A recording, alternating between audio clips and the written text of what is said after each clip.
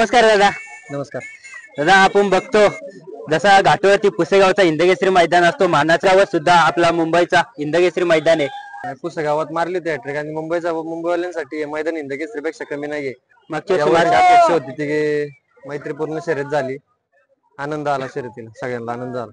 आणि आपण बघतो बकासूर, त्याला नंदी नाही बोलत तर एक देवदूत मानला जातो. त्याबद्दल काय बोलताय दादा? जे प्रेक्षकांचं प्रेम बघतो आपण त्याबद्दल. त्याचे पराक्रम देवासारखेच आहे ना, त्याच्यामुळे पब्लिकनेच त्याला देव मानलेला आहे. आपण काय स्वतः त्याला हे नाही मानलेलं, पण तो पब्लिकच्या मनातला देवच आहे. आणि आपण बघितला मागे एक दिवस 1 नंबर मारला, लगेच दुसरे दिवस सुद्धा 1 नंबर मारला.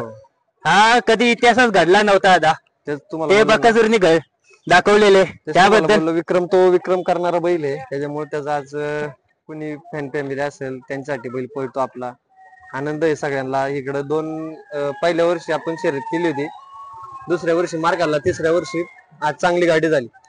आणि आपण बघतो एक विक्रमी म्हणून आपल्याला बघितला जातो. 3 करोडाची एक बोली लावलेली, त्याबद्दल काय बोलताय? आपण पहिल्यापासून सांगितलं की बैलाची आम्हाला किंमत करायची नाही. आपल्याला हायस्ट मागणी आता 3 पर्यंत आलेली, त्याच्यामुळे काही विशेष नाही. आणि आता आपण बघितला शर्यत झाली, शर्यत जिंकली आणि दादा येऊन स्वतःने पाया पडला बकासूरचे, त्याबद्दल काय बोलताय दादा? सगळ्यात आधीपासून शेठच बैलाला देव मानतात. सचिन शेठ गरत आहे ना, सगळ्या आधीपासून त्यांचा आताच नाही, पहिल्या वर्षी आमचा 2022 ला करार झाला तेव्हा पण ते बैलाच्या पाया पडतात देव. आणि दादा आपण बघतो सर्व नंदी, काही नंदी मुंबईला जास्त पळतात, घाटावरती कमी पळतात. काही घाटावरती पळतात जास्त तर मुंबईला कमी पळतात. बकासूर दोन्ही बाजूला सेम पळतो, त्याबद्दल काय बोलताय दादा? बैल काय शिस्तीचा भाष्य. बरेच जणांनी टीका केली मध्ये की शिस्त पहिली लावा बैलाला, नंतर बैल काढा, पण आज एवढ्या पब्लिकला पळायचं बी काय सोपं नाही. आणि दादा आपण बघतो बकासूरला पहिले असं जंगलातच असायचा, त्याला कशी काही सवय कशी लागली पळण्याची? नाही, तो बैल वरतूनच देवानेच पाठवलेला आहे. खरं म्हणायचं नंदी महादेवाचा नंदी म्हणलं तर त्याला बघितलं जातं, आणि त्याच्यात आपण ट्रेनिंग दिली म्हणून तो शिकला असं काही नाहीये. लहानपणापासून त्याच्या अंगात रग होती.